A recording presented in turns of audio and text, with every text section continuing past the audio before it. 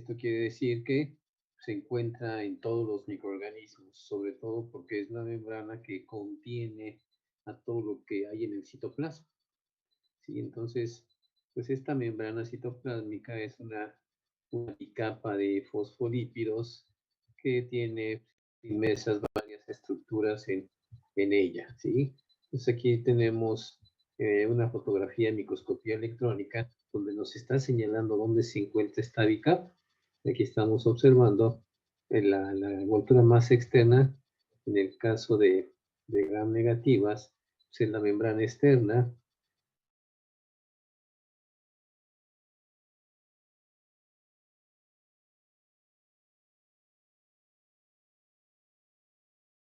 Que es una bicapa de fosfolípidos. ¿Qué tiene esta bicapa de fosfolípidos? Del lado derecho tenemos un esquema donde estamos observando pues, los fosfolípidos en la cara exterior, ¿sí? Y que se encuentran inmersas ahí proteínas, ¿sí? Proteínas que perfectamente muchas de ellas tienen una función de transporte. Aparte, hay otras proteínas pues, que atraviesan completamente la membrana citoplásmica, pero también hay otras proteínas que solamente se encuentran en una parte de la membrana, ¿sí? Aquí, por ejemplo, en esta parte que estoy señalando, hay una proteína que nomás se ve que ocupa la, la capa de fosfolípidos que da hacia el interior, y en otros casos habrá otra también que nomás ocupe la capa de fosfolípidos de la parte exterior. Abajo estaríamos observando cómo se encuentran los fosfolípidos. Vemos hacia las colas que están hacia el centro, que son colas de lípidos, pues obviamente esos están de esa manera porque se encuentran en la parte que podemos llamar hidrofóbica. Y hacia afuera, las cabecitas estas que vemos aquí, pues es donde se encuentran los grupos fosfato, y esas son en la parte hidrofílica, ¿sí? Entonces, podemos decir que esta estructura que tienen los fosfolípidos son estructuras anfipáticas. Anfipáticas quiere decir que hay un lado hidrofílico y una parte hidrofóbica. ¿Ok? Vamos a la siguiente. Entonces aquí tenemos lo que sería la membrana citoplásmica. En este caso estamos viendo la membrana citoplásmica de procariotes. Y como os comentaba, esta estructura es casi un 90% parecida a la membrana citoplásmica de eucariotes. Por eso ese 10% o menos pues son las diferencias que vamos a encontrar. Pero de manera general, pues estamos hablando de este modelo que se puede llamar el modelo de Singer y Nicholson, donde nos describe que en este modelo es una bicapa de fosfolípidos, ¿sí? Y dentro de estos fosfolípidos podemos encontrar ahí unas partes amarillas que se conocen como opanoides. Los opanoides tienen una función muy similar al colesterol en las células animales, ¿sí? Vemos otras proteínas diferentes. Hay una proteína globular, otras proteínas con alfa hélice, ¿sí? Y pues en estas proteínas, en la superficie exterior, se encuentran unidos oligosacáridos. Esos oligosacáridos podrían tener pues alguna función como de antígeno o puede ser un receptor, ¿sí? Entonces aquí los estamos observando. Y por otro lado nos dicen que en este modelo, el modelo de la membrana, es que es una estructura asimétrica. Eso quiere decir que no es igual en los dos lados. Mientras en el lado interno, pues un poco las estructuras que se pueden observar, pero del lado externo, pues vean todo lo que sobresale a lo que sería la membrana. ¿Sí? ¿Ok? Siguiente hablamos del modelo del mosaico fluido de Singer y Nicholson. En el modelo del mosaico fluido tiene estas características. Primero, la membrana se encuentra en mosaico fluido. Mosaico fluido quiere decir que todas las partes principalmente los fosfolípidos, van a poderse mover en toda la superficie. No son estructuras estáticas, sino que se están moviendo constantemente en toda la superficie. Lo mismo también las proteínas, ¿sí? Entonces hablamos que es una estructura anfipática en donde pues, estos lípidos que contienen forman una bicapa. Esa bicapa ya vemos que en el interior es la parte hidrofóbica y en los exteriores es la parte hidrofílica.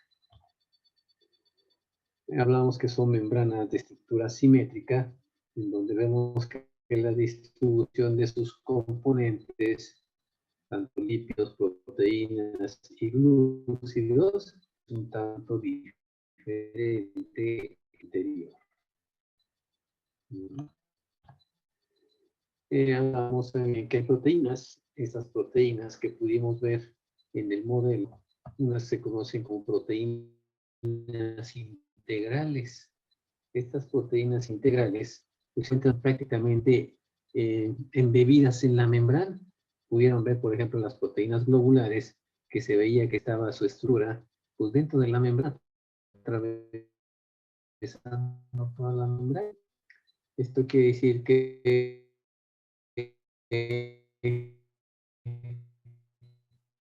estas fosfolípidos.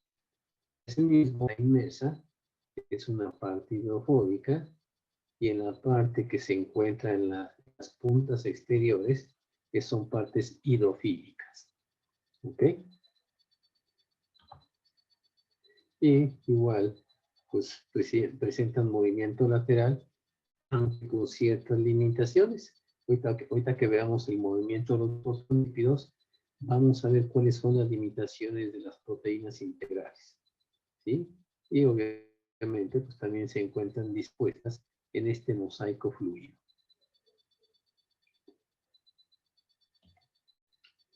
Y por último tendríamos proteínas periféricas. Estas proteínas periféricas, prácticamente podemos verlo desde el lado del citoplasma, que sería el lado interior, ¿sí? Hablando del citoplasma, pues también es una parte hidrofílica, ¿sí? Entonces las proteínas periféricas en el interior, pues solamente estarían en la parte...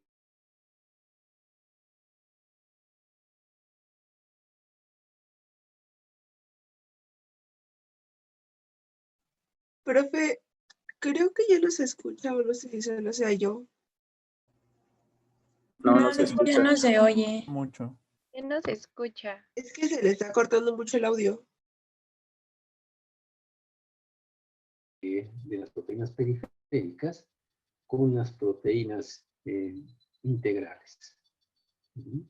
Sobre todo en el exterior o en el interior, pues sirven como unas proteínas de transporte, donde van a llevar algunas sustancias que pueden excretar, las conectan con las proteínas integrales y mediante ellas transferir alguna sustancia al exterior, o si están proteínas periféricas en el exterior, pues pueden conectar sustratos y una vez conectados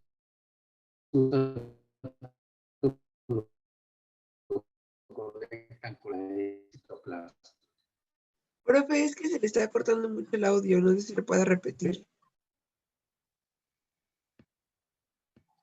A ver, estamos hablando de las proteínas periféricas, eso es lo que les faltó.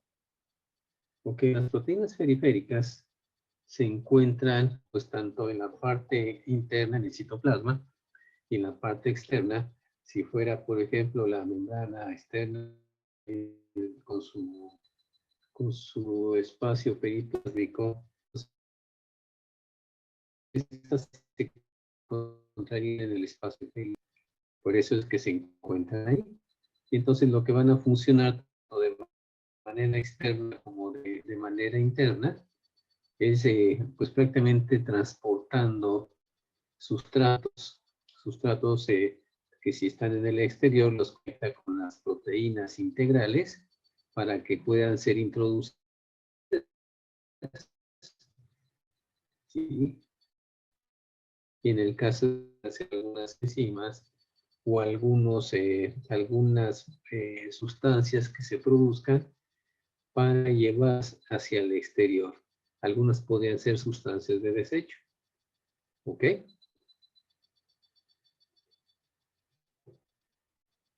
Gracias. Sí, ahora sí quedó bien.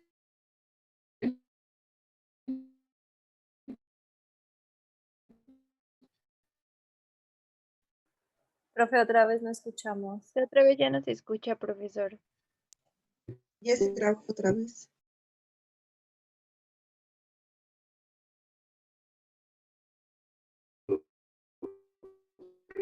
Lo que sería la primera parte, sí, en el lado externo. ¿Qué pasó? Es que se le trabó otra vez. Que se le ya traba no el se audio escucha. y se deja de escuchar.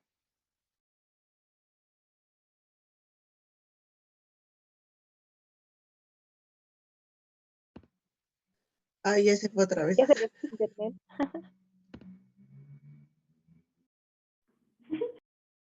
Hay que dar la clase por terminada, chavos, se pueden ir a dormir a sus casitas. Yo te apoyo. Buenas, buenas.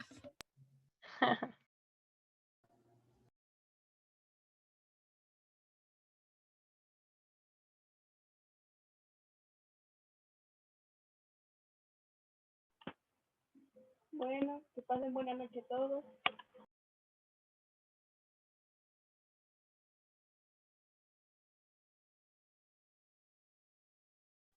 ¿Así ya me escuchan? ¿Sí? Ya, Sí, profesor. profe. Ok, volvemos a compartir pantalla porque creo que se fue.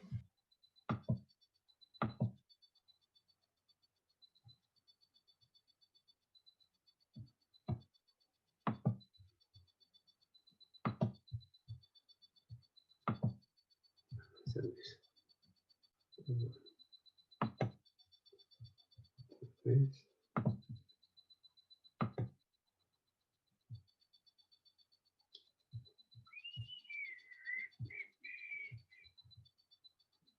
¿Qué es lo que me hizo? Pero ahorita las comparto, ¿sí? Sí, profe, no se preocupe.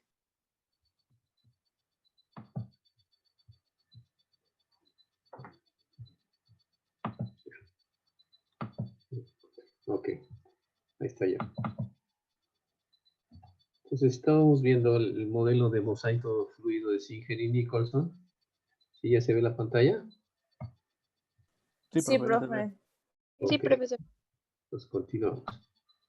Entonces vemos en lo que sería la bicapa de fosfolípidos, el lado externo de la membrana. Vean como todos lo que tiene en la superficie, que son las estructuras de la proteína con algunos oligosacáridos unidos a ellos o algunas glicoproteínas que les mencionaba. Algunas pueden ser receptores, otras pueden ser antígenos, ¿sí? También en el lado interno de la membrana también vemos la diferencia en la cantidad de estructuras. Vemos ahí las proteínas integrales o periféricas, perdón, que se encuentran pues prácticamente en la parte del citoplasma y que se conectan pues con las proteínas integrales que están inmersas en la membrana, ¿sí? Vemos estas glicoproteínas que están hacia afuera y también pues aquí dentro de lo que sería la bicapa de fosfolípidos se encuentran moléculas llamadas opanoides. Opanoides que mencionábamos que tiene una función muy parecida a la del colesterol y eso no es otra cosa más que estabilizar la estructura de la membrana. ¿Sí? Ok, entonces eso es lo que podemos comentar en esta, su parte hidrofílica y su parte hidrofóbica. Aquí tendríamos pues, prácticamente lo que sería nuestra bicapa de fosfolípidos y vemos aquí del lado izquierdo esta estructura de la bicapa, pero estamos viendo aquí estas estructuras internas en la bicapa, que esos son prácticamente lo que llamamos los opanoides, que son los que estamos observando aquí. Si este es de color amarillo dentro de la bicapa, son las que estamos viendo aquí, y así hacemos un corte de lo que sea un pedazo de membrana con sus opanoides internos. Entonces los fosfolípidos tienen movimiento, lo que nos menciona el modelo del mosaico fluido, ¿sí? Se pueden mover. Entonces los diferentes movimientos que tienen los fosfolípidos son los siguientes. Uno es que puede rotar. Se gira la molécula en torno a su eje. ¿Cuál es su eje? Sus cadenas de fosfolípidos. Entonces estamos viendo aquí la rotación, sus colas o cadenas de lípidos. Una cadena está hecha de lípidos insaturados y otra cadena está hecha de lípidos saturados, ¿sí? Entonces pueden rotar estos, ¿ok? Luego viene un movimiento de difusión lateral. Esto quiere decir que estos fosfolípidos pueden difundir de manera lateral dentro de la misma capa, se puede mover por toda la superficie, ¿sí? Por toda la superficie, ¿vale? Y el tercer movimiento es un movimiento que se llama de flip-flop. Este movimiento, pues prácticamente le permite que pueda cambiar las moléculas de fosfolípidos externos hacia el interno y viceversa, ¿sí? Entonces, es un cambio que hacen para que, pues, algunas enzimas llamadas lipasas son los que pueden permitir este cambio. Y el último sería un movimiento de flexión, que son movimientos producidos por las colas, prácticamente se flexibilizan, ¿sí? Cuando están, pues sobre todo, también cuando están haciendo rotación. Dan de cuenta que en esta rotación las moléculas de fosfolípidos dan vueltas en el mismo punto, junto con los lípidos, y eso pues también permite que haya cierta flexión en las colas para poder también permitir estos movimientos. ¿Ok? Ahora, imagínense que estuviera aquí una proteína integral. La pregunta que podríamos hacer, ¿la proteína integral podría tener parte de estos movimientos que tienen los fosfolípidos?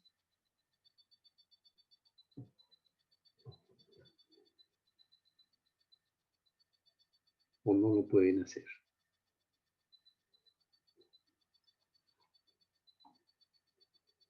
¿Qué opinas, Alfonso?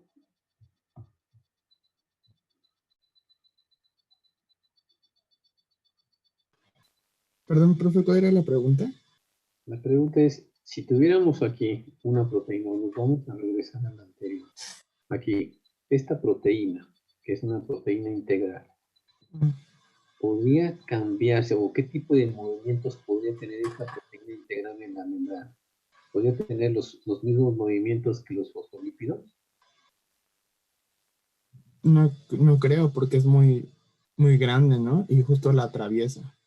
Así es, en parte, pero tiene, por ejemplo, los movimientos laterales que sí vimos, ya que se puede mover por toda la superficie en el modelo del mosaico fluido, ¿no? Eso sí lo podía hacer. Pero vamos a suponer que pudiera hacer, ¿qué pasaría con el movimiento flip-flop? Eso quiere decir, en los fosfolípidos vemos que un fosfolípido externo se cambia al lado interno y el interno se puede cambiar al lado externo. La pregunta aquí sería, ¿lo puede hacer la proteína? ¿Puede hacer este movimiento?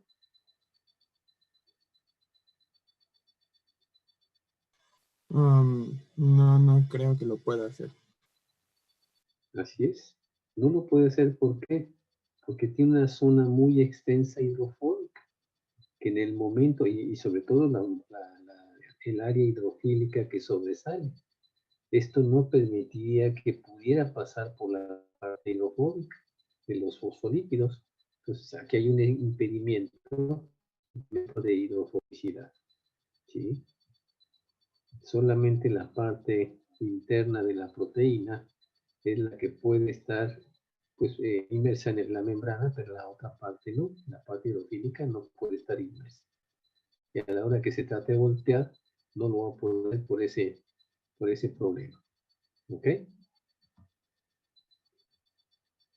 La rotación probablemente pudiera ser que pudiera rotar también, pero la flexión no. O sea, poder tener dos de los 4 movimientos que tuvieran los fosfolípidos, los más sencillos. Entonces, la composición de la membrana citoplásmica es lípidos en un 20%, proteínas en un 70% y glúcidos en un 10%. ¿Sí?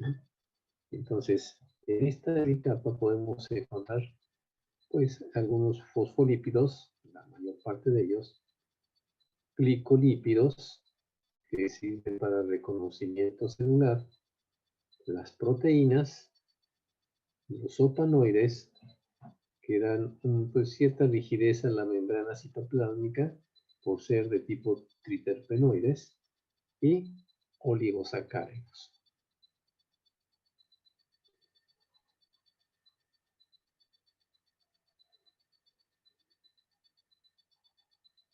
¿Vale? ¿Vamos bien hasta aquí? Sí, profe. Sí, profe. Bien, continuamos.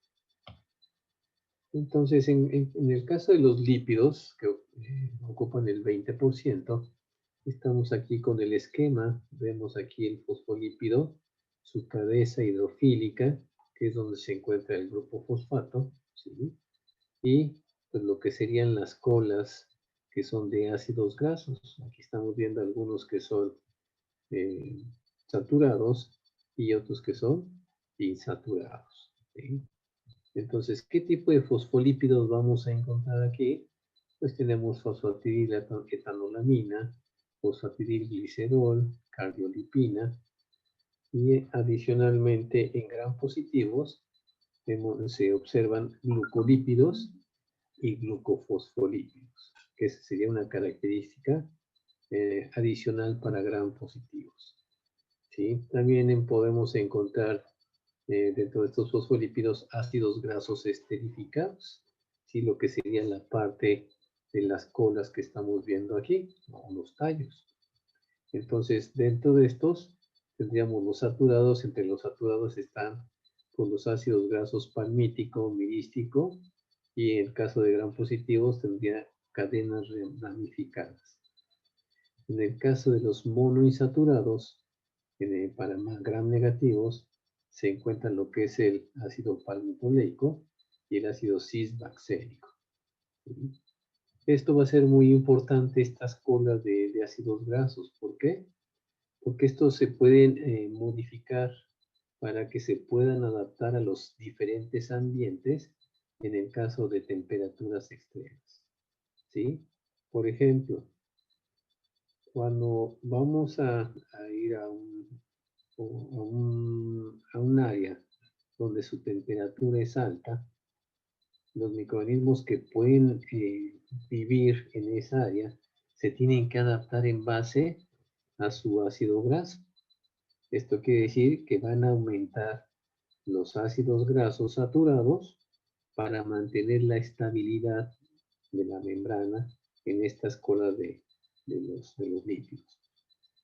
Esto permite pues, que los ácidos saturados resistan más las temperaturas y obviamente permite que se mantengan flexibles.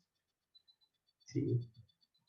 En el caso de lo que serían los ambientes fríos, entonces va a ser a la inversa. Ahora van a aumentar la cantidad de ácidos grasos insaturados y van a disminuir los grasos saturados.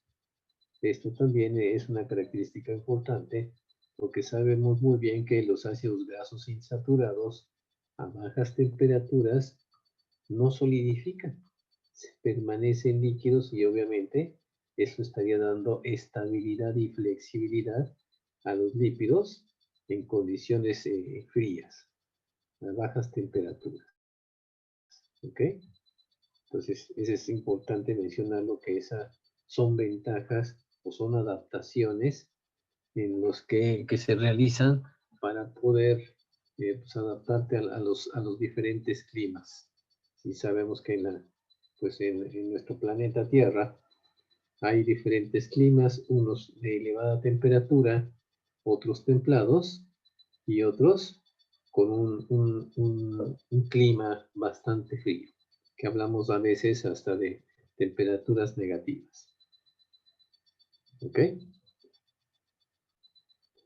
Entonces continuamos. En el caso de las arqueas van a tener una membrana un poquito más diferente. Normalmente las membranas de células eucariotas se parecen mucho a la membrana citoplásmica de las bacterias, del dominio bacterial. Sin embargo, en arqueas es donde existen unas mayores diferencias. Primero, los lípidos, pues normalmente en arqueas son a base de éteres, de alcoholes de cadena larga, ¿sí? Con glicerol, en lugar de lo que sería una unión de ésteres con los ácidos grasos con glicerol. Esta estructura de ésteres es la que se da prácticamente en lo que sería el dominio bacteria y el dominio eucaria. Y esa es la diferencia importante, que cambian una unión éter, ¿sí? Con alcoholes y ácidos grasos con el glicerol, y en lo que sería bacteria y eucaria tienen unión éster de ácidos grasos con glicerol. ¿Sí? Esto va a ser importante porque si hablamos en el caso de las arqueas que no tienen pared, pues obviamente su membrana tiene que ser reforzada en cuanto a su estructura. Entonces las uniones éter son uniones más rígidas, con mayor dificultad para que puedan romperse y son muy resistentes. En el caso de las uniones éster, son más sensibles y aguantan menos, pero pues en este caso tienen una pared celular que las protege. ¿Sí? Otras diferencias importantes en las arqueas, el contenido de alcoholes derivados de isoprenoides. Eso también le permite mayor rigidez. Entonces, en general, vamos a decir que las arqueas tienen una membrana citoplásmica más rígida que la de las bacterias, ¿sí?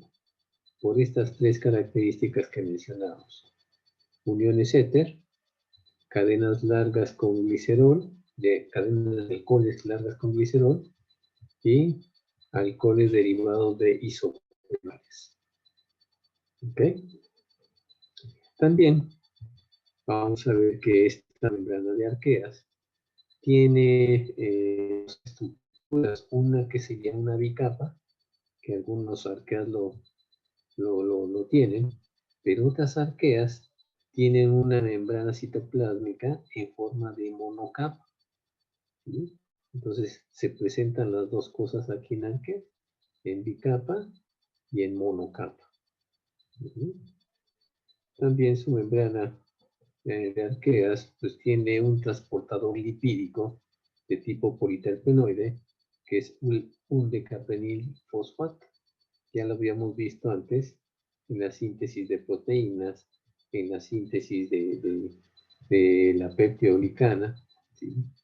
Adicionalmente también tiene quinonas isoprenoides, como menaquinona y ubiquinona, pues que esos se encuentran también en la cadena respiratoria, ¿sí? Esos funcionan en esta para el transporte de electrones. Y algunas arqueas presentan pigmentos de tipo carotenoide. Estos que tienen pigmentos carotenoides tienen la posibilidad de realizar fotosíntesis.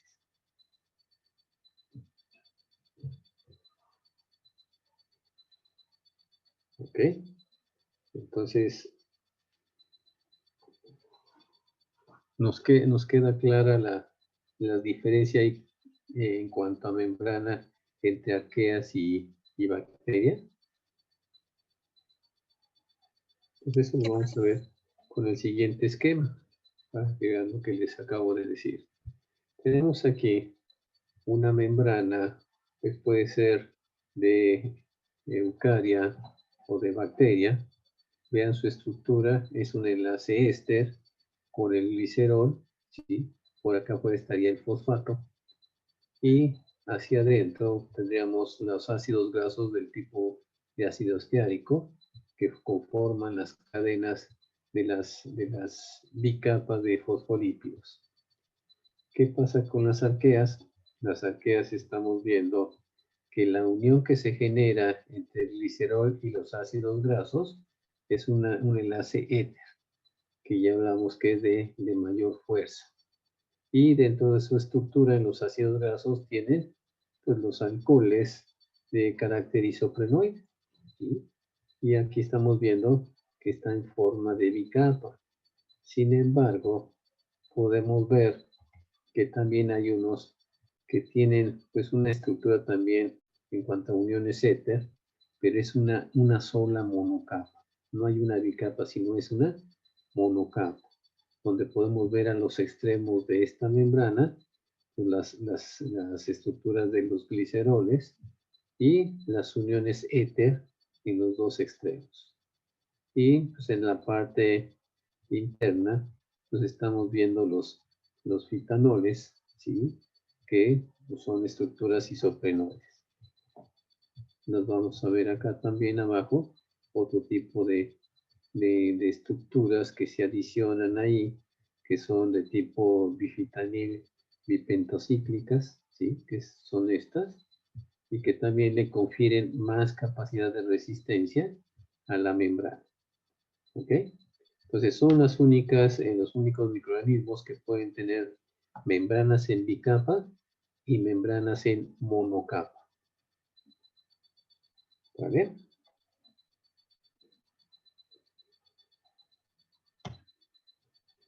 Proteínas de la membrana citoplásmica, lo que ocupa casi el 80% por la localización que tienen.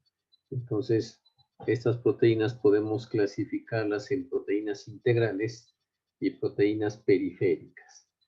Las proteínas integrales se conocen también como endoproteínas y son las proteínas que están unidas a la membrana y atraviesan la bicapa lípida o lipídica, ¿sí? Para pues, poder ser una vía de transporte de los sustratos hacia el interior. O una vía de transporte pues, de sustancias de metabolitos hacia el exterior. Y las otras proteínas que se presentan aquí son las proteínas periféricas, también conocidas como epiproteínas. ¿Sí? Estas se encuentran unidas a la superficie de la membrana en la parte proteica, con las proteínas integrales, ¿sí? Pero su contacto pues, prácticamente es transitorio mientras conectan la sustancia que transportan hacia conectarla con las proteínas integrales. ¿Vale?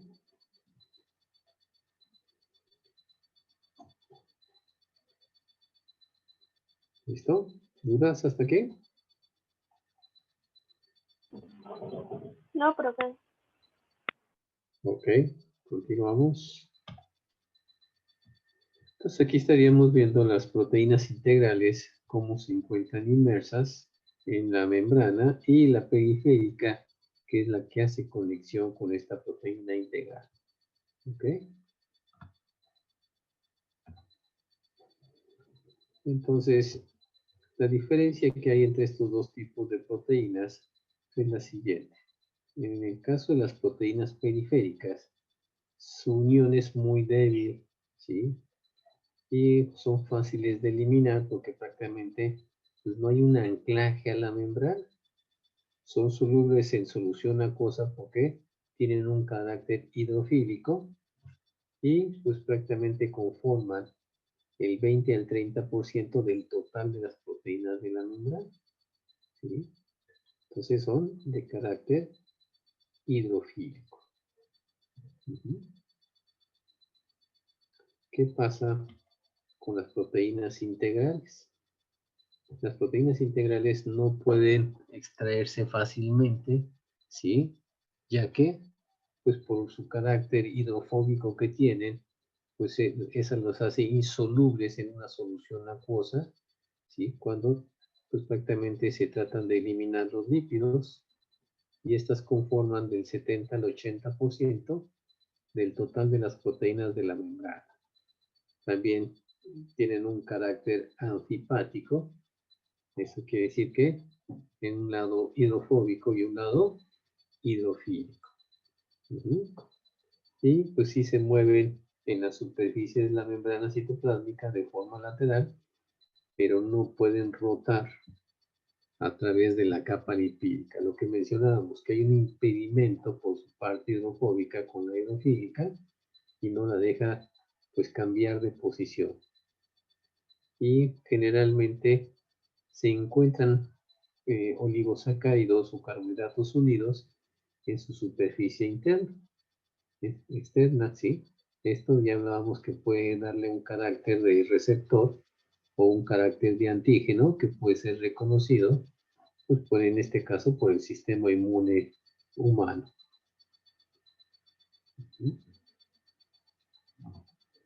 ¿Vale?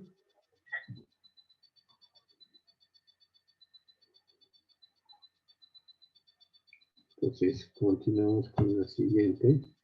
Entonces, aquí estaríamos viendo estas proteínas periféricas, esas proteínas integrales que tienen esos oligosacáridos en su superficie, pues para darle esas pues, estructuras importantes como antigénicas o receptoras. También vemos también aquí otras que tienen glucolípidos, también pueden servir como receptores o como antígenos. Otras proteínas que están integrales, pues prácticamente pues que atraviesan y tienen una pues, diferente estructura de estas proteínas globulares.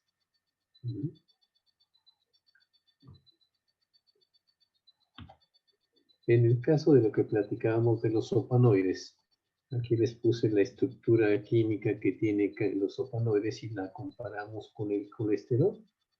Entonces vean que hay una cierta similitud, al menos los 3 primeros ciclos que vemos aquí, estos ciclos químicos, son idénticos en la parte del colesterol. ¿Sí? Ya donde se hace una diferencia es en las últimas estructuras del opanoide. ¿Sí? Entonces las funciones del opanoide pues prácticamente participan en el ajuste de la permeabilidad de la membrana citoplásmica y darle estabilidad a la membrana citoplásmica. ¿Sí? ¿Vale?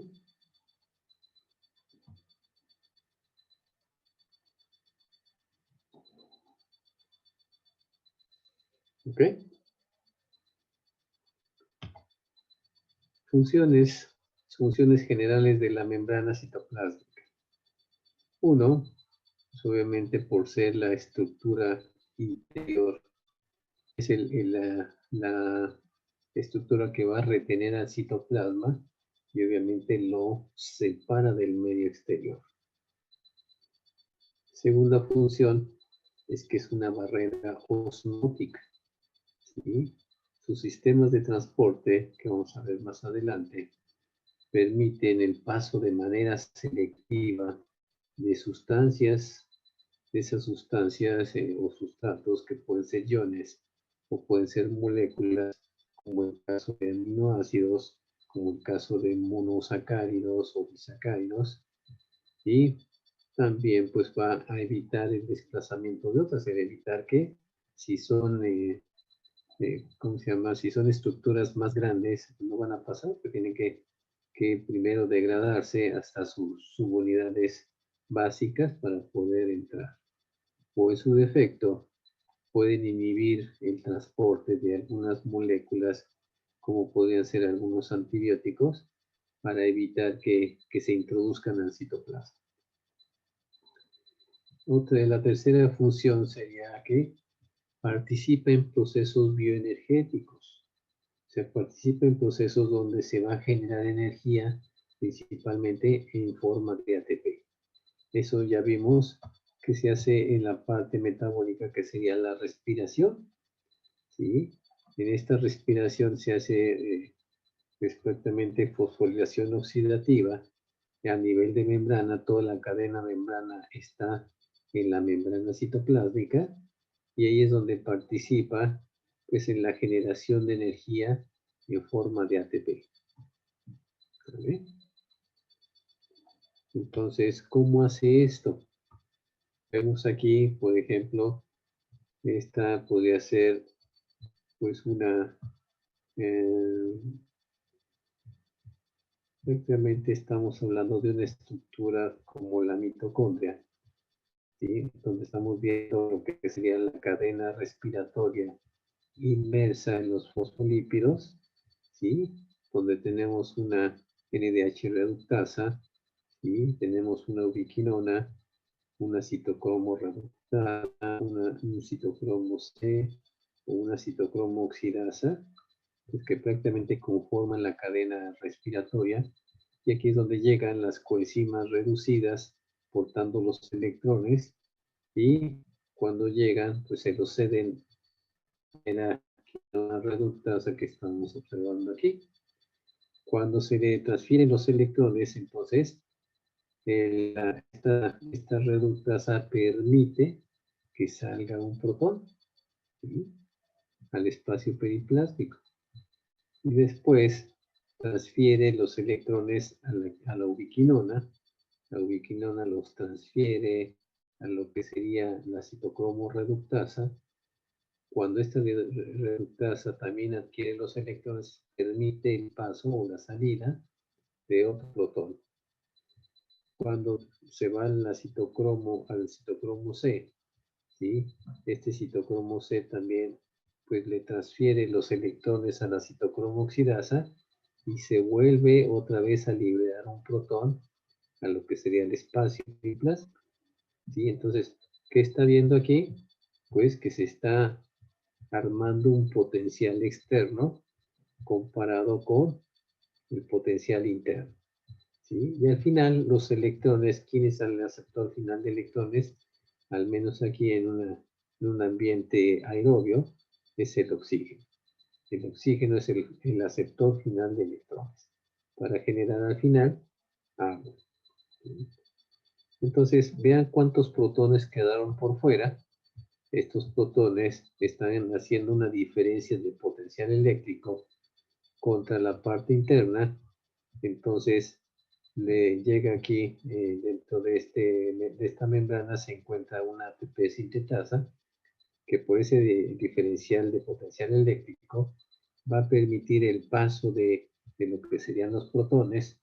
Cuando pasa el protón, le transfiere su energía para que se forme un enlace entre el ADP fosfato más fosfato y formar el ATP. ¿Sí? Pero ese es por esa diferencia de potencial eléctrico que se formó cada vez que salía pues protones por la cadena respiratoria. ¿Ok? ¿No hay dudas en cómo funciona la cadena respiratoria? Y que la cadena respiratoria se lleva a cabo en la membrana citoplásmica. ¿Sí? Entonces, por eso es que la función aquí, una de las funciones de la membrana, es participar en estos procesos bioenergéticos. ¿Ok? ¿Sí todo claro, Jocelyn?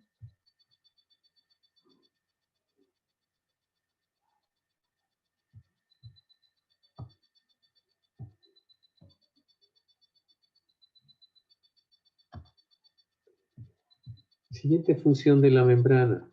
Participa en la biosíntesis de componentes tanto de la membrana como de la pared celular y de la cápsula. Ya lo vimos en pared y en la cápsula, como las estructuras como el decapril fosfato, que es un transportador, lleva las unidades fundamentales de estas estructuras y las lleva a la membrana, las conecta exactamente con algunas proteínas de transporte. ¿Para qué? Para que puedan liberarse en la parte externa y conectarse con la cadena creciente, ya sea de peptidoglicana o de polisacárido. Participa en la secreción de proteínas.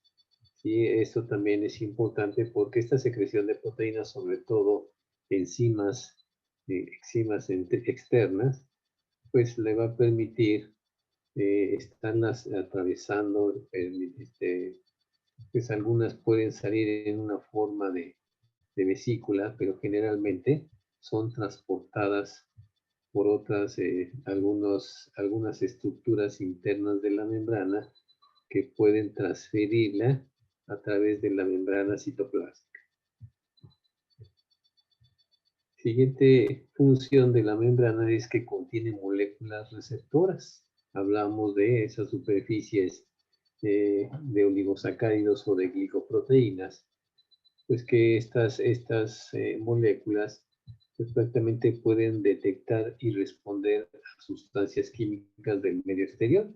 Acuérdense lo que hablamos con el flagelo, esos sensores a nivel de superficie, pues estas pueden ser receptoras de los sustratos y dependiendo de eso, pues pueden mandar señales a lo que sería el cuerpo basal del flagelo y decirles qué dirección tomar.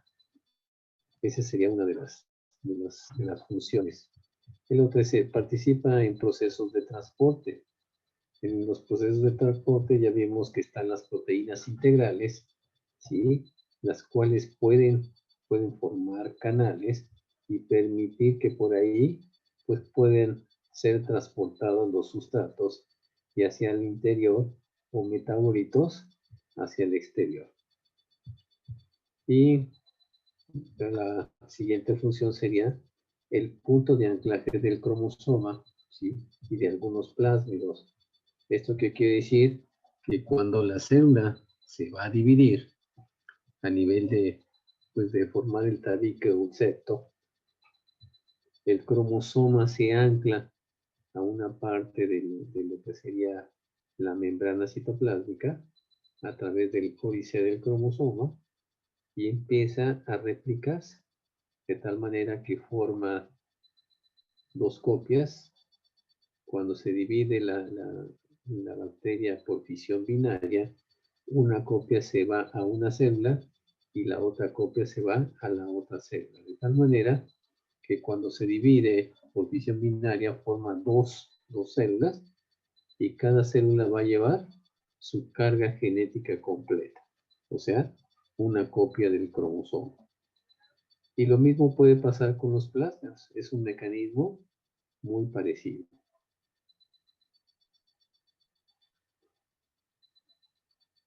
¿Ok? Entonces, no hay duda de las funciones de la membrana citoplásmica. Profesor, Sí. yo estaba leyendo un libro donde decía que las bacterias no tienen como tal cromosomas, que se ¿No tienen que, llama perdón? procario, que las bacterias no tienen como tal cromosomas, Entonces, que ¿qué se llama tenía? procarion. Creo que se llama procarion, algo así, pero que no forman cromosomas como tal. No sé si esté bien. Lo que pasa es que si lo estamos viendo un comparativo con las estructuras de eucariotes, pues no serían cromosomas como tal. Cromosoma se le llama prácticamente a la molécula que lleva la información genética, ¿sí? Entonces, pues si la bacteria tiene un DNA, que sería la molécula, y lleva la información genética, por eso se le conoce como cromosoma. Ahora, hay diferentes nombres aquí, en este caso del cromosoma, ¿sí? Un nombre es cromosoma como tal, otro nombre puede ser el nucleoide bacteriano. ¿Por qué nucleoide? Porque primero no es un núcleo como tal, por eso es nucleoide, y además se encuentra libre en el citoplasma, ¿sí? Y otro nombre que podemos encontrar en la bibliografía sería genóforo. Genóforo bacteriano. Entonces puede tener esos tres nombres. Genóforo bacteriano, nucleoide, por la zona donde se encuentre y que está libre en el citoplasma, y genóforo bacteriano. Genóforo quiere decir contenido de genes en una estructura. ¿Vale? Profe, gracias. Nada. ¿Alguna otra pregunta? Ok, si no hay preguntas, continuamos. Entonces hablamos, ahorita que vimos las funciones de la membrana, que tiene mecanismos de transporte, ¿sí? Entonces al menos se conocen en las células tres mecanismos de transporte. Un transporte pasivo inespecífico, también conocido como difusión simple. Otro transporte pasivo específico, que se conoce como difusión facilitada. Y un transporte activo, que es un transporte que va a requerir energía, ¿sí? Entonces, los dos primeros transportes son los que se ven más frecuentemente en células eucariotas.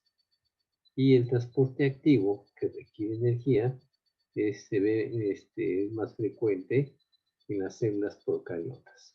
Entonces, aquí estamos viendo en este esquema lo que sería el transporte pasivo, en específico difusión simple, que estamos viendo que hay moléculas polares que pueden atravesar la membrana y además de bajo peso molecular. ¿Sí? Estas estructuras que pueden pasar son algunos gases como el oxígeno o el agua que pueden atravesar la membrana, que no necesitan de un transportador proteico. ¿Sí? El otro es la difusión facilitada. ¿Sí? Aquí vemos los solutos. Los solutos utilizan los transportadores proteicos, ya sea de poro o de la conexión en lo que sería una proteína que cuando capta el soluto va a cambiar de conformación. Primero está abierta hacia afuera. Una vez que se pega el sustrato o soluto a la proteína, hace un cambio conformacional de tal manera que cierra ese poro hacia afuera y abre un poro hacia adentro, liberando lo que sería pues la entrada del sustrato. Y el transporte activo pues, prácticamente es muy parecido que esta difusión facilitada, pero requiere que para cambiar de conformación y liberar hacia el interior el sustrato, requiere de energía. ¿Sí? Esa energía va a obligar prácticamente a la proteína pues a cambiar esa conformación para que pueda introducirse el soluto. ¿Vale? Entonces, bacterias lo que más tienen son transportes activos. Y además, pues todo esto es pues un transporte en contra de un gradiente de concentraciones. Hablábamos que las bacterias tienen mayor concentración de solutos internamente que el exterior. Entonces, por eso es que requiere energía, porque no fácilmente puede transferir esa concentración de solutos al interior, porque el interior tiene mayor concentración de solutos. Entonces requiere de esa energía para hacer los cambios a nivel de los transportadores de membrana y que puedan entrar. ¿Ok? Entonces, características del transporte pasivo inespecífico. Es una difusión pasiva de sustancias de concentraciones en ambos lados de la membrana, ¿sí? Esa membrana es permeable al oxígeno, al CO2, al amoníaco, al agua y otras sustancias que son pequeñas, que son polares, pero no están ionizadas. Si estuvieran ionizadas, entonces no podrían pasar porque las membranas repelen estas cargas. Y es impermeable pues a moléculas más grandes, ¿sí? Porque muchas o son muy grandes o llevan carga, ¿sí? Entonces, por eso los permeables aquí, pues son estos que son algunos gases como el CO2 y el oxígeno, y el agua y el amoníaco, ¿ok? Entonces, esa sería la difusión simple. Y eso se da en todos los organismos. En todos los organismos, por el carácter de la membrana, pues tiene el mecanismo de transporte pasivo inespecífico o difusión simple. ¿Ok? Aquí estaríamos viendo ese transporte pasivo inespecífico. Vean cómo a través de la membrana pasan las moléculas pequeñas polares sin carga, ¿sí? Como sería el agua o la urea, o moléculas no polares pequeñas como el oxígeno y el CO2. Pero ¿qué pasa si quieren entrar los iones por la carga que tienen? No pueden entrar, son repelidos. Si son moléculas polares grandes, aunque no tengan carga, tampoco van a poder por el tamaño que tienen, ¿sí? Y aquí estamos observando pues una glucosa o algunos aminoácidos. Transporte pasivo específico, lo que es difusión facilitada, en este caso, pues necesita que se haga la difusión a través de transportadores estereoespecíficos, que serían las proteínas. Entonces, esta es la base de la base de un gradiente de concentración, ¿sí? Entonces aquí la que funciona es una proteína integral de membrana que sirve como transportador. Aquí va a ser las famosas permeasas, ¿sí? Que van a hacer el cambio o el traslado de lo que sería el sustrato al interior. Entonces, hay en diferentes procesos, hay una, en el caso de carbohidratos, por ejemplo, hay una beta-galactosidasa permeasa, ¿sí? Es la que puede transportar a lo que sería la beta-galactosidasa hacia el interior de la célula. Alguna otra podría ser pues aquella que va a ayudar a la entrada de la glucosa, que también sería un transportador de tipo proteico. Y lo que va a suceder aquí es que va a tener un canal interior por el cual va a pasar el sustrato al interior de la célula. Vimos en el esquema anterior que había proteínas que tenían canales y que atravesaban completamente la membrana. Otras, pues que se unían, y la unión del sustrato a la proteína hacía que se realizara un cambio estereoespecífico para liberarlo hacia el interior. Aquí estaríamos viendo el transporte pasivo específico, y de estos hay pues, prácticamente pues, tres mecanismos. Un primer mecanismo pues, sería que tuviera un mecanismo de uniporte, sería otro mecanismo de simporte y otro mecanismo de antiporte, ¿sí? Las proteínas que son pues prácticamente tienen un canal, pues pueden pasar tranquilamente por ahí así, si su carga corresponde con la que le va a permitir la proteína. Acuérdense que esta tienen cierta selectividad, ¿sí?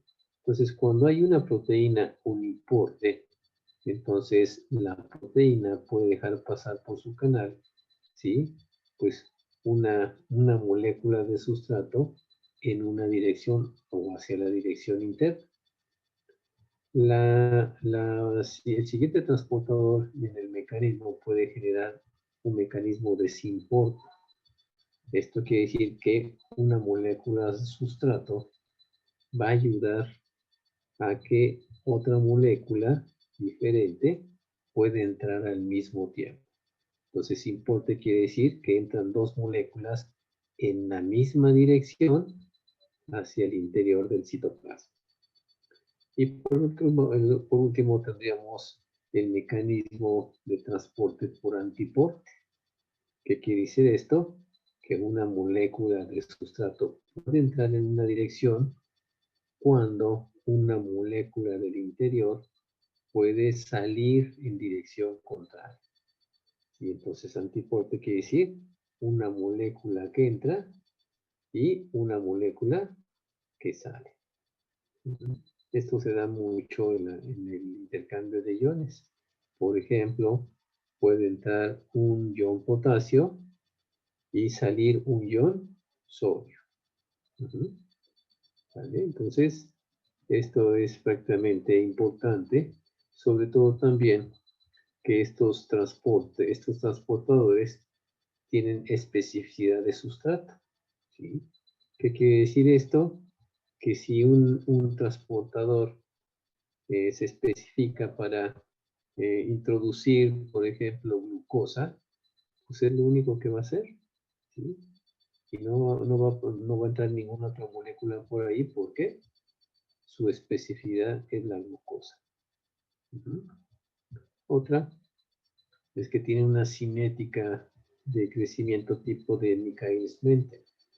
¿Qué quiere decir esto? Si vemos una gráfica de una actividad enzimática, pues al principio la actividad enzimática va a ir creciendo hasta que llega a una meseta. Cuando llega a una meseta quiere decir que ya se saturó la capacidad de la actividad de la enzima, ¿sí? Y por más que quiera ya no puede crecer más esa actividad, por lo que se forma una meseta. Todo esto va a depender de las concentraciones de sustrato. ¿Sí? Y como mencionamos, es muy común en eucariotas y pues muy raro en procariotas.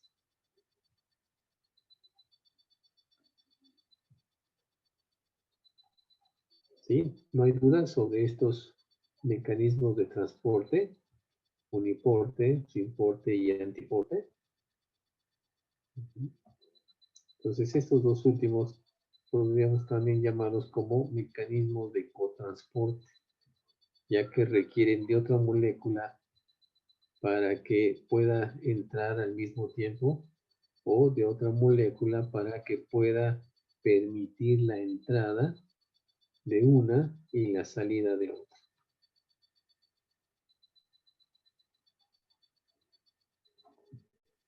Profesor, ¿a qué se refería con cinética de crecimiento de tipo Michaelis? Bueno, ese.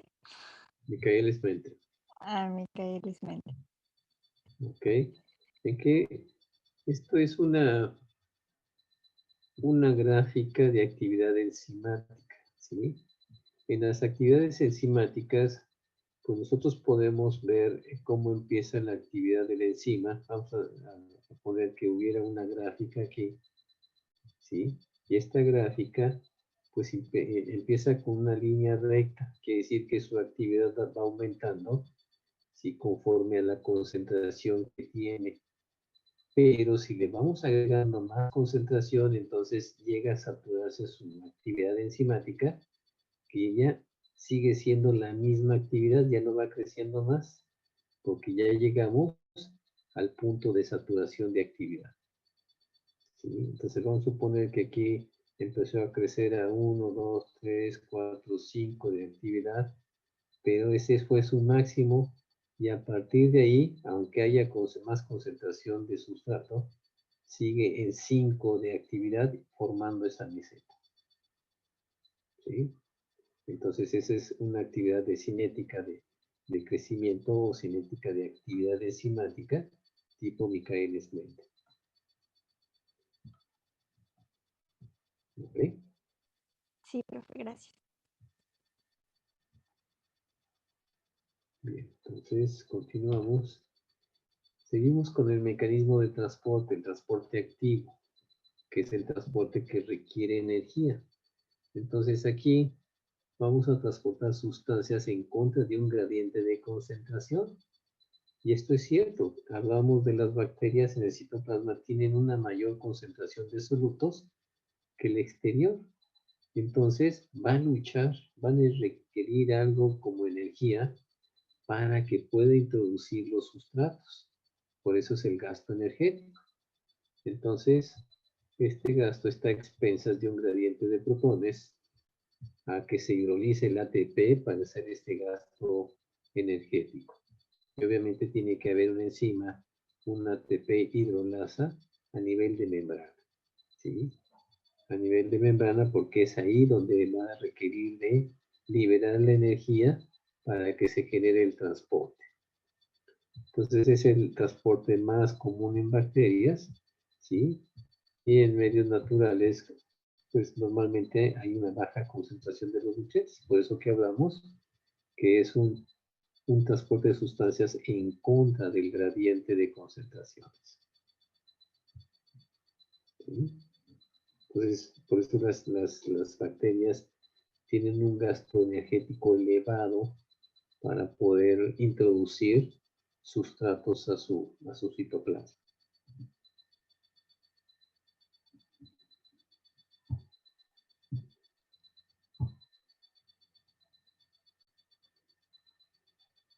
Ok, ¿podemos cambiar? Sí, profe. Sí, profe. Ok, continuamos. Entonces, vean aquí, hay un ejemplo, ¿sí? Tenemos a nivel del espacio periplásmico una proteína periférica que transporta un sustrato, una sustancia, ¿sí? Entonces se conecta con lo que sería un transportador a nivel de membrana, un transportador proteico, hacia un canal. Y obviamente, pues no fácilmente por la concentración interna, pues no va a pasar tranquilamente esta sustancia. Entonces, para que pueda pasar, tiene que haber una ATP hidrolasa para que ésta genere la energía necesaria para que se mantenga o abra más el poro y pueda dejar pasar el sustrato. Entonces, aquí hay un uso de ATP como energía para que pueda entrar esta molécula. ¿Vale? Entonces, este es un transporte activo.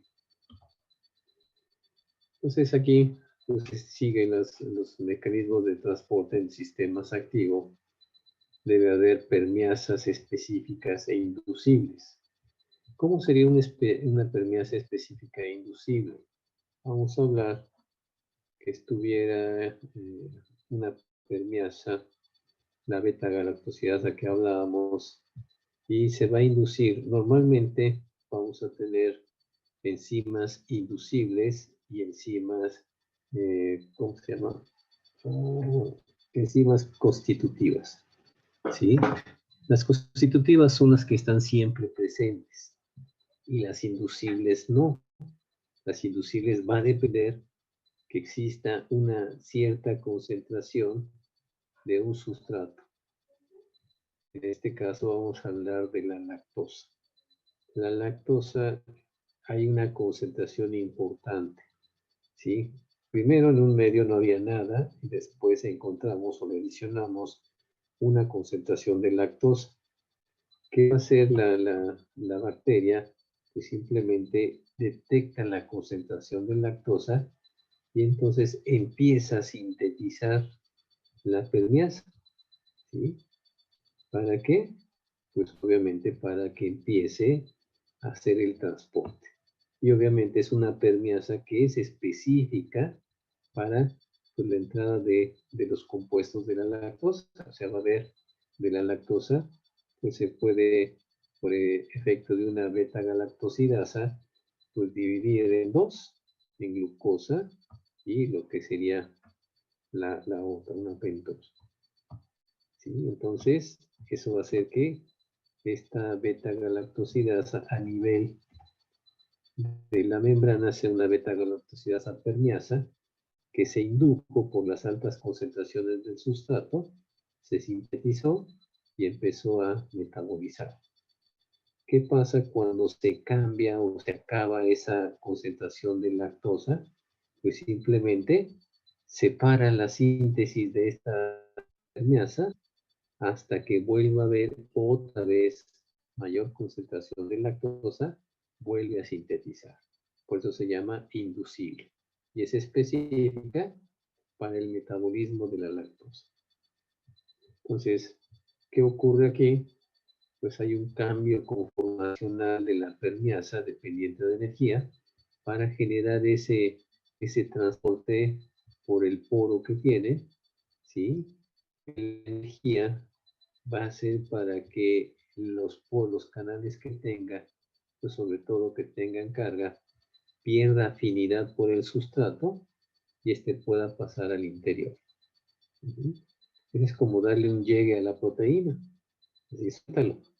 Le doy un toque y suelta el sustrato. ¿Sí? Entonces, pues esto, pues va a haber pues una aparición de los transportes que mencionamos anteriormente. Por ejemplo, tenemos aquí la aparición del transporte ligado a transporte de protones. ¿Sí?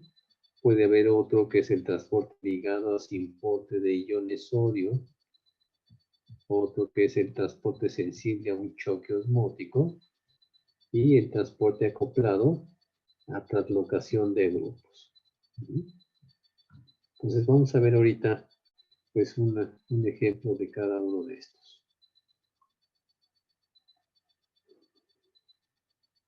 ¿Vale?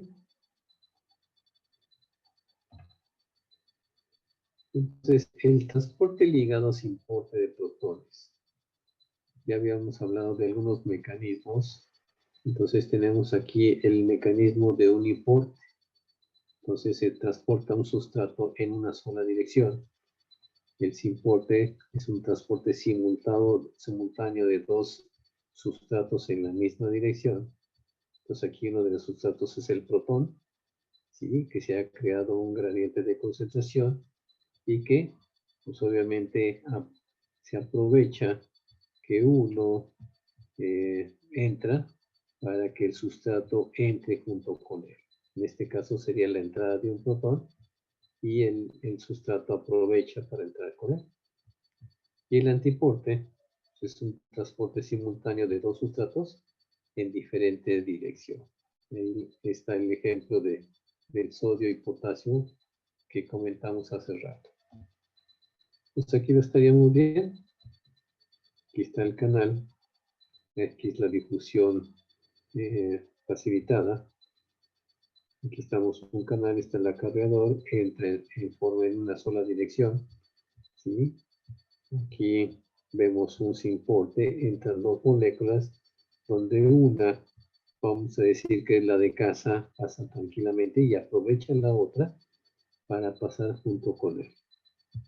Y la otra, el antiporte, una entra en una dirección y la otra sale. Es como un intercambio de iones. Un ion entra, pero para entrar necesita que otro salga. Aquí está el ejemplo del transporte ligado a transporte de iones sodio. Estamos aquí que el sustrato entra por una permeasa junto con el sodio y entonces el sodio posteriormente se recicla con un sistema antiporte. De esta manera, pues hay una disipación del potencial de protones. Aquí estamos observando, por ejemplo, que hay diferentes. Aquí está el sodio. Aquí hay una entrada de un antiporte, una entrada de un protón de hidrógeno y tiene que salir un ion de sodio. ¿Sí? En otros, pues tenemos el potasio que puede ser en un mecanismo de uniporte que solamente va a entrar el solito. Otro, un cotransportador, ¿sí? Un sinporte de iones fosfato aprovecha para que la entrada de un protón abre prácticamente el canal, se pega el fosfato y pasan los dos. ¿Ok? Entonces, serían diferentes mecanismos: el antiporte, el sinporte y el uniporte. Este sería lo que sería el mecanismo que hablamos del sodio. Aquí vemos que para que entre el potasio, entonces tiene que salir el sodio. el sodio se está pegando a la molécula transportadora en la parte interna. Una vez que se pega, genera un cambio conformacional, ¿sí? Utilizando energía, y esa energía hace que se abra hacia el exterior y libere lo que sería el sodio. Entonces, ya que se abrió el transportador proteico en la parte externa, entonces el potasio aprovecha para unirse, ¿sí? Y una vez que se unió, entonces, pues otra vez va a haber un llegue de energía, un uso de ATP, para que haga el cambio conformacional la proteína y pueda liberar el potasio hacia el citoplasma. Y entonces estas son el mecanismo antipote. Sale sodio, entra potasio. ¿Ok?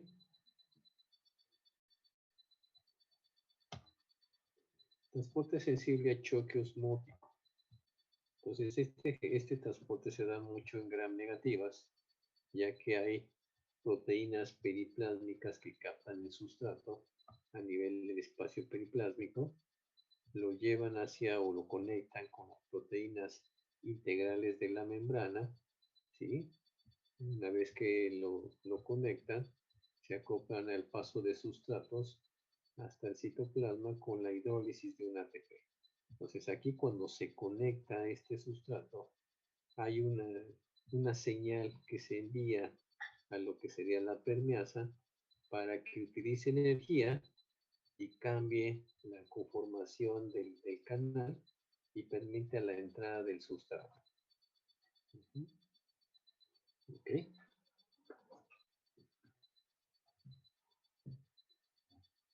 Y el siguiente sería el transporte acoplado a translocación de grupos. ¿Se acuerdan cómo entra la glucosa a través de la membrana y se conecta con la glucólisis? Entonces, acuérdense que afuera está en forma de polisacárido. Entonces se excreta una enzima que podría ser una glicosidasa, rompe el polisacárido en glucosas y esas glucosas van a ser introducidas. Pero para que se introduzca tiene que translocarse, acoplarse a una translocación de grupos. ¿Qué grupo es el que se va a translocar? Pues simplemente que la glucosa, para que pueda pasar a través de la membrana, se le tiene que translocar un grupo fosfato y eso permite que entre al citoplasma como glucosa 6-fosfato. ¿Sí? Y ya de ahí sería el metabolito inicial de la glicólisis en el citoplasma. Entonces vean ahora por qué siempre mencionamos en los ciclos metabólicos, en las vías metabólicas, una estructura en especial, sobre todo en la glucosa, que para poderse conectar a glucólisis tiene que fosforilarse. Entonces por eso entra como glucosa 6-fosfato. ¿Por qué? Porque se le pegó el fosfato cuando pasó por la membrana. Fue la vía de entrada, es el boleto, que se fosforile para que pueda entrar al citoplasma. ¿Ok? Y aquí vemos toda la cadena de enzimas que llevaron prácticamente esta fosforilación, llevaron hasta el nivel de membrana para que a nivel de membrana se le translocara un grupo fosfato. ¿Ok?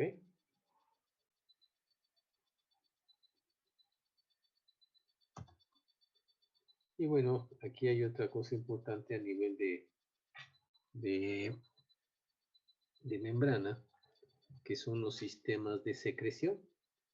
Los sistemas de secreción son sistemas que se ocupan ya sea para secretar algunas sustancias o proteínas o enzimas, puede ser al exterior o puede ser directamente hacia el citoplasma de otra bacteria. ¿Sí? Entonces, definiciones que vamos a manejar aquí, sobre todo para el transporte de moléculas al exterior del citoplasma. Esto va a ser muy importante porque sabemos que las bacterias tienen pared, sobre todo las gram positivas, y que pues habría que pensar cómo es que hacen esta excreción, sobre todo pues pasando por la pared, que es una pared rígida. Entonces aquí vamos a ver conceptos como translocación, que va a ser el transporte de proteínas intracelulares o a través de la membrana, ¿sí? Exportación va a ser la proteína que es transportada de su lugar de síntesis, que sería el citoplasma, a otra localización celular. Por ejemplo, que pasaran al espacio periplásmico. Secreción, cuando la proteína es transportada al medio extracelular dentro o dentro de otra célula o en la superficie celular. Si hablamos, por ejemplo, de la cápsula está en la superficie celular, entonces se puede secretar las unidades de crecimiento de la cápsula perfectamente en la superficie. Excreción va a ser el transporte extracelular de moléculas que no son de origen proteico.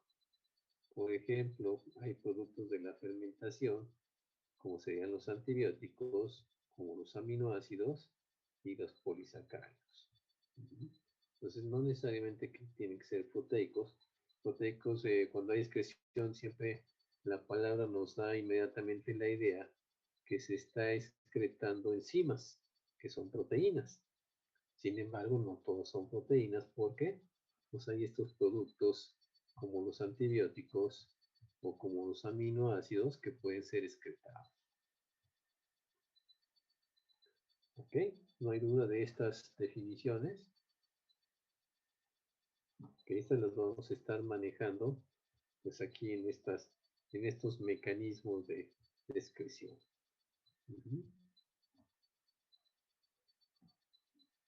Entonces, para ello, pues va a haber una serie de sistemas de secreción que van a, pues obviamente, encontrarse en diferentes organismos.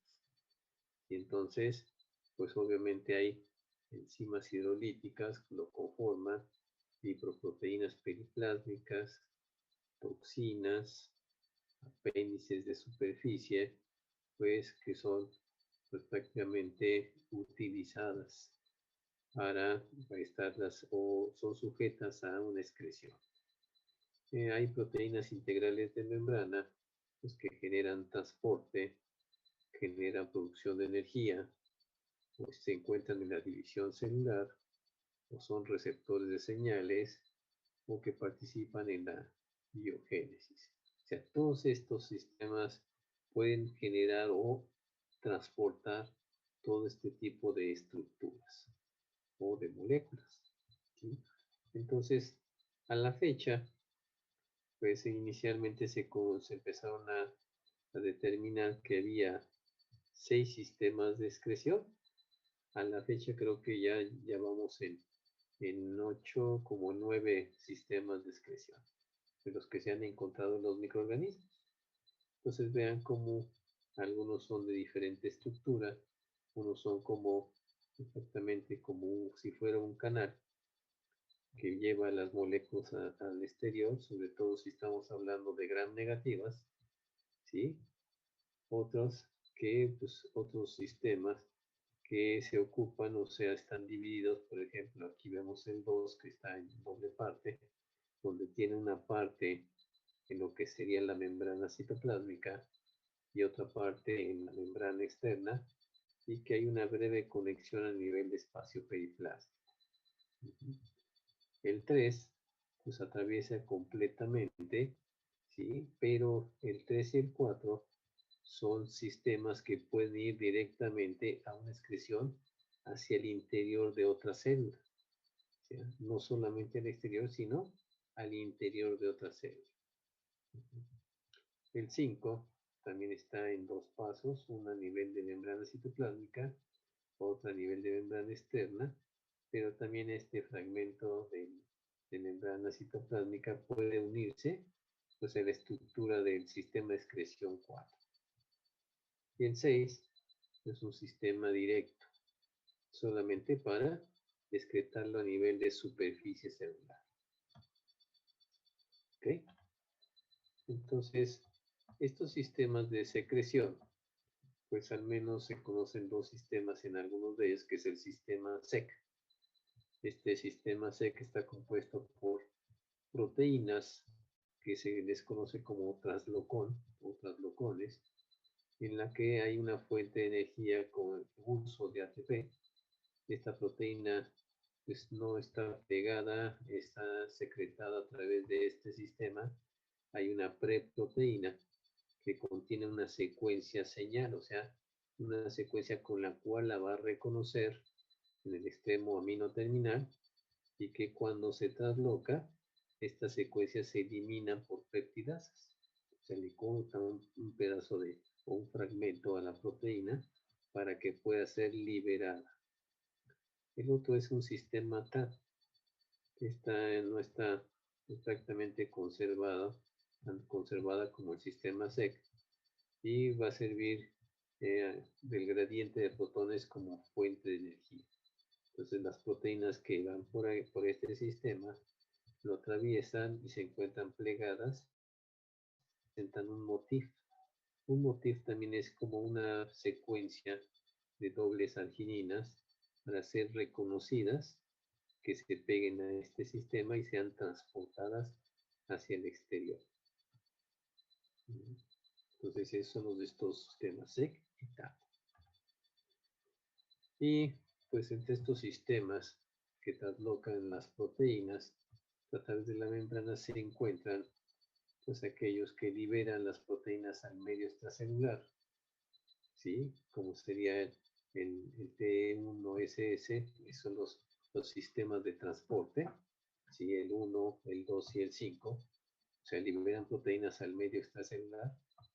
Los sistemas de 3, 4 y 6 inyectan las proteínas al interior del citoplasma de las células hospedadoras, en este caso pueden ser las eucariotas, ¿sí?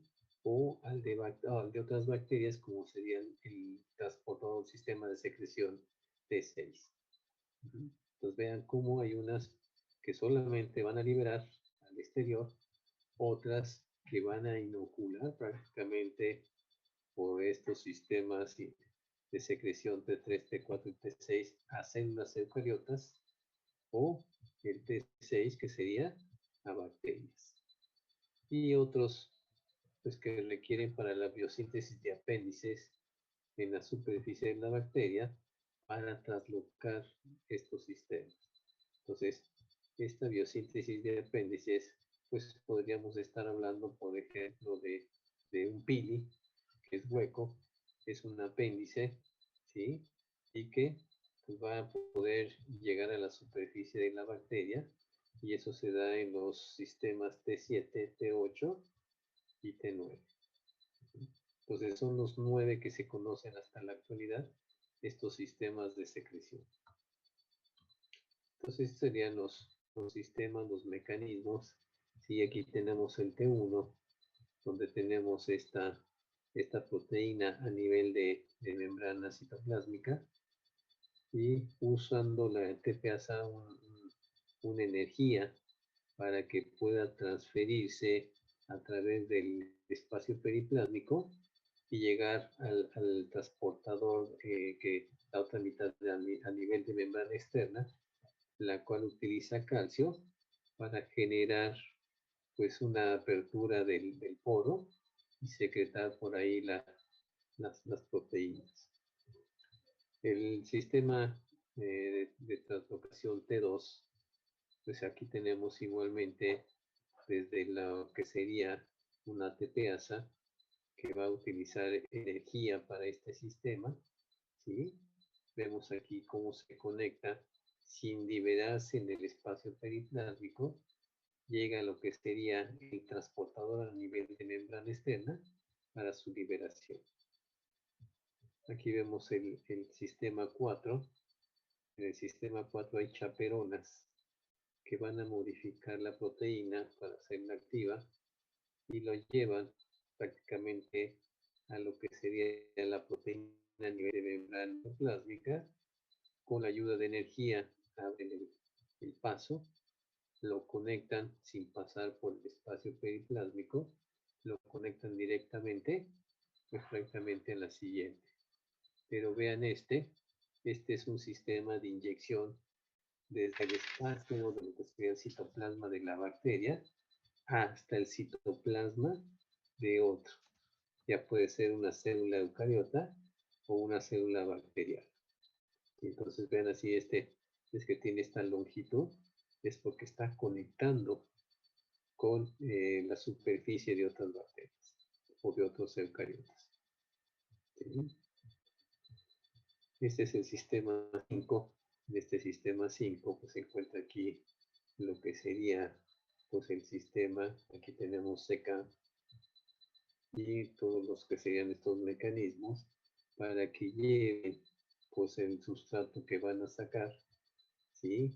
Aquí hay una cierta liberación a nivel de espacio periplásmico que se puede unir a la segunda mitad de este transporte para sacarlo al medio exterior nada más. Este sería otro. Este es el T6, el sistema 6, ¿sí? Que parte pues a nivel de membrana interna o membrana citoplásmica, donde se encuentra una tercasa que genera pues energía y va a utilizar la energía para hacer el cambio conformacional y mandarlo por un canal que no pase o no se libere en el espacio periplásmico y también pueda llegar a inyectarse al citoplasma de otros organismos, que puede ser una célula eucariota o una célula bacteriana. ¿Sí? Estos son otros de conexión, el T7. ¿Sí? Aquí vemos estas proteínas a nivel de membrana interna y en el espacio periplásmico se liberan y luego una chaperona pues, corrige la estructura molecular y la transporta a lo que sería el transportador a nivel de membrana externa para pues, prácticamente generar una molécula de estructura. ¿Sí? Aquí podría ser, por ejemplo, que estén pasando las subunidades de peptidoglicana o las unidades de carbohidratos para que se peguen en lo que sería la cápsula que está creciendo afuera. Y el sistema 8 prácticamente depende de una parte del sistema 7 que va a generar pues algunas sustancias que son unidades fundamentales de construcción que los conectan en el espacio periplásmico para pasarlos por esta proteína de transporte a nivel de membrana externa, y esto estaría generando también otra estructura de la macromolécula que puede ser peptidoglicana. Y por último tendríamos el sistema 9. Pues es una serie de una proteína prácticamente que atraviesa toda la estructura desde la membrana citoplásmica hasta la superficie, ¿sí? Y entonces aquí estaría liberando prácticamente en la superficie pues algunas enzimas, como podría ser una quitinasa, para degradar la pared celular de los hongos. Entonces, todos estos sistemas se han encontrado en bacterias gram negativas. Entonces, pues, prácticamente podemos decir que el sistema 1, 3, 4, 6 y 9 son un conjunto de proteínas que atraviesan la membrana interna y externa de la bacteria, promoviendo la secreción de proteínas en un solo paso. Los sistemas 2, 5, 7 y 8 forman un canal en la membrana externa y son dependientes del sistema SEC. El sistema 2 también puede secretar proteínas y esos vienen del complejo TAT. Lo que mencionábamos, las diferencias entre SEC y TAT. ¿Cuáles serían estas diferencias? Los mencionamos aquí. ¿Sí? El sistema SEC, que es el sistema de translocación y que usa ATP como fuente de energía. El sistema TAT, ¿sí? Es, pues prácticamente lo hace a nivel de un gradiente de protones que utiliza como fuente de energía en lugar de ATP. ¿No? Y entonces donde las proteínas no están plegadas y en el sistema TAT sí están plegadas y reconocen pues un motif, una doble arginina en su secuencia. Entonces es lo que corresponde aquí en estas. ¿Sí? Estas de los sistemas 2, 5, 7 y 8. Entonces, estos sistemas lo que hacen estas moléculas de diferente naturaleza, como son proteasas, toxinas, lipasas, enzimas hidrolíticas o algunas sustancias que no son proteicas, como los ácidos nucleicos, y esto se puede dar, estos últimos, a nivel del sistema 4. Entonces, ahora sí, piensen cómo le hacían cómo le hacen los organismos, como las bacterias, para estar liberando enzimas, ¿sí? Sobre todo si tenemos una peptidolicana gruesa que no permitiría que salieran fácilmente si no tuvieran estos sistemas de secreción. ¿Uh-huh? Y aquí, pues, este sería lo último, cómo se ven las estructuras de todos estos sistemas. Aquí tenemos el tipo 4, el tipo 2, el tipo 4 de otra estructura que puede ir hasta inyectárselo a otra célula. Igualmente este tipo 3 y esto del tipo 1 que solamente llega hasta nivel de superficie. Entonces esto es una tabla que les puse para saber en dónde se encuentran. ¿Sí? Fíjense, la mayor parte de ellas están en gram negativas, lo que serían los sistemas 1, 2, 3, 4, 5 y 6. El sistema SEC-A2, ¿sí? Y otra, que son de gram positivos. Hay uno que se llama el inyectosoma, que este sería el sistema 9, que también está en gram positivos, y el sistema 7, que también está en gram positivos. ¿Ok? Aquí estamos otra vez. Profesor, ¿a qué se refiere con terminación C ¿Terminación qué, perdón? en la tabla? La terminación es el carboxilo terminal y el otro sería el amino terminal. ¿Le podría repetir? Sí, cuando dice C terminal o C terminus, es la proteína tiene un carboxilo terminal. Cuando dice N terminus, es un amino terminal. Se pueden presentar en las dos. Cada proteína puede terminar en un carboxilo o en un amino terminal.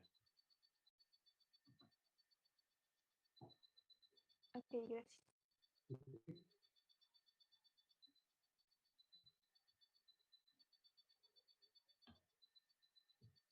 Entonces ven aquí todos estos sistemas que son prácticamente los que utilizan las gram negativas y ya vimos que por ahí hay otras que son de gram positivas. Entonces todos estos son sistemas de secreción.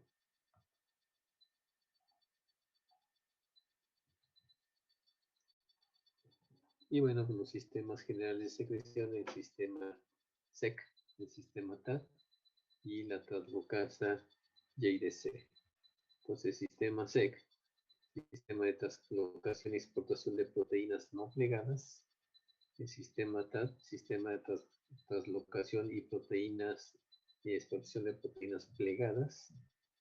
Y el sistema de translocación JITC es el sistema de translocación de proteínas de membrana interna. ¿Sí? Que es el que estaríamos viendo aquí donde está el sistema TAT. Son proteínas plegadas. Cuando hablamos que están plegadas, es porque ya tienen una conformación terciaria o cuaternaria. cuando hablamos de la SEC, ¿sí? Tienen una conformación pues, prácticamente primaria o secundaria, no, todavía no están. ¿Sí? Y lo que sería en la translocación, la octavocasallita, es que en esta se está haciendo prácticamente pues, las proteínas de la membrana interna, o sea, prácticamente las proteínas integrales que van a formar parte de la membrana.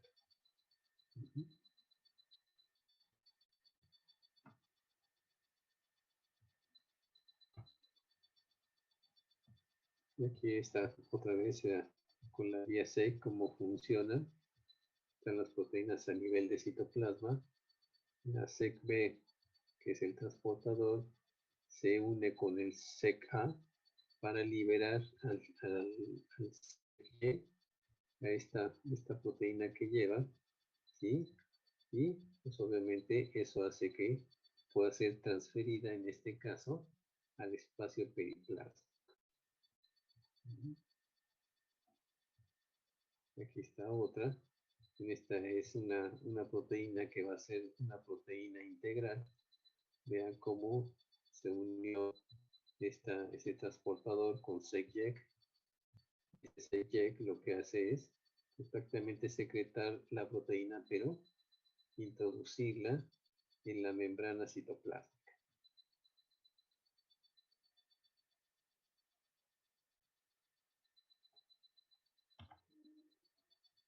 Aquí está el sistema TAT, que son las proteínas plegadas en el citoplasma, son captadas por las proteínas TAT y TAT-C, que las llevan a TAT-A a nivel de la membrana citoplásmica, y ya plegadas, entonces las transfiere al citoplasma, al periplasma.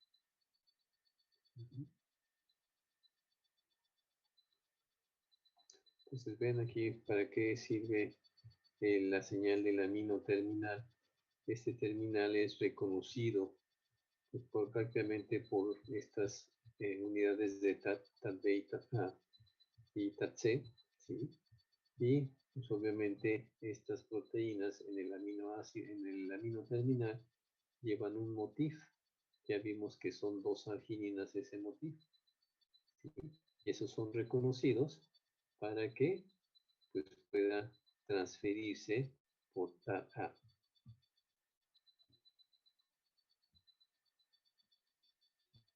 Y este es el famoso inyectosoma, que TAT-A y SEC se pueden conectar con el inyectosoma. El inyectosoma se ha encontrado en gram positivas y prácticamente permite el paso de pues, estas sustancias o proteínas que se van a excretar a través del inyectosoma, pasando por la pared celular peptidoglicana gruesa, y pueden liberar esto transferírselo a la membrana de otra célula hospedera, por ejemplo, pasárselo a otra bacteria. Entonces estas perfectamente pues transportan proteínas desde el citoplasma de la bacteria original al citoplasma de otra célula. Ya no se escucha. ¿Está qué? No, sí se escucha bien. Sí, sí se escucha. Ok, entonces, bueno, lo que pasa es que a veces falla aquí el internet o falla ya con ustedes.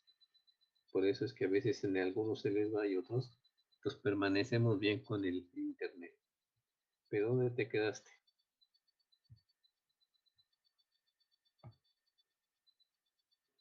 ¿En qué parte te quedaste del inyectosoma? Esta es la parte que menos se conoce porque es el último que se ha estudiado o se empieza a estudiar, pero que es un sistema en gram positivas que prácticamente pues, pasa a través de la pared celular gruesa para inyectar su secreción a otra célula en su citoplasma. ¿Vale? Este es otro del tipo 7. Vean la conexión aquí. Este se ha encontrado en Mycobacterium y en algunos otros gram positivos.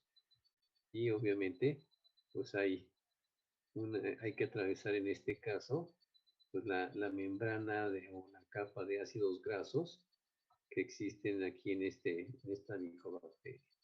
Y aquí están los ácidos micóricos y hay esa translocación por medio de este sistema de secreción 7 para pues atravesar lo que sería la membrana o la cantidad de lípidos que tiene en su pared.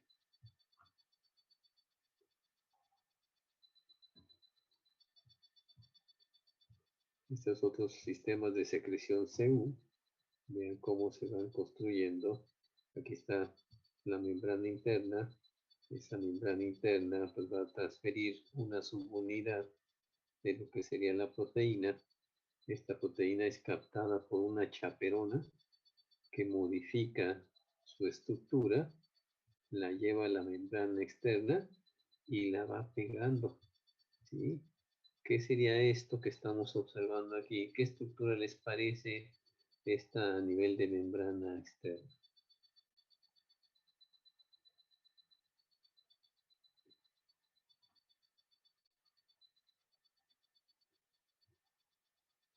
Como ¿De una qué le ven espiral, ¿De qué? como una espiral. Como la espiral, este sería un apéndice. ¿Sí? Esto podría ser un pili o podría ser pues, prácticamente una fimbria, etc. ¿Sí? Es parte de un apéndice. ¿Sí? Para que vean cómo está aquí el anclaje de lo que serían los apéndices a la membrana externa, en este caso, que serían los pilis y las fimbrias.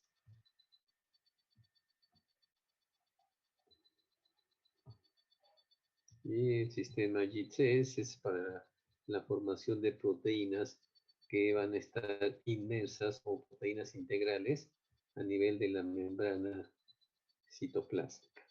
Aquí estamos viendo que como el ribosoma la sintetiza, es reconocida en una secuencia a nivel de lo que sería el traslocón. El traslocón lo conecta a la proteína con el sistema JIT-C de transporte y este JIT-C pues prácticamente lo que va a hacer es estarla traslocando nada más internamente en lo que sería la membrana citoplásmica. Vean cómo está dejando ahí la proteína inmersa en la membrana citoplásmica.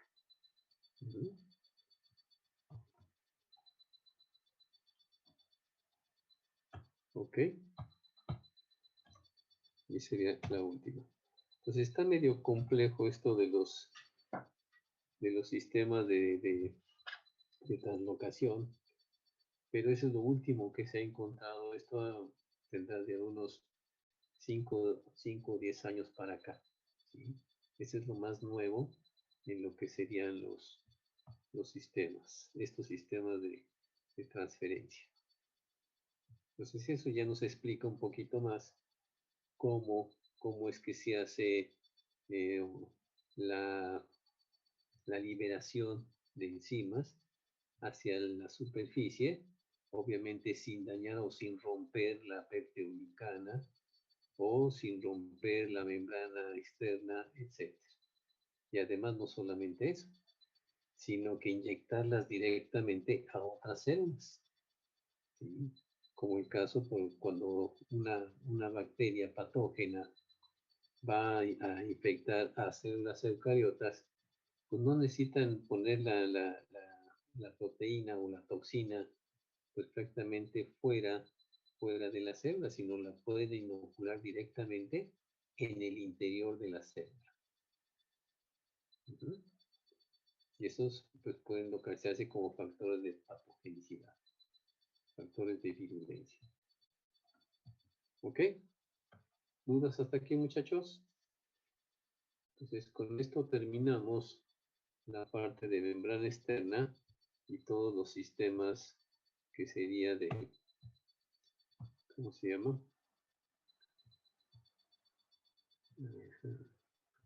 Los sistemas de secreción que existen en bacterias tanto gram negativas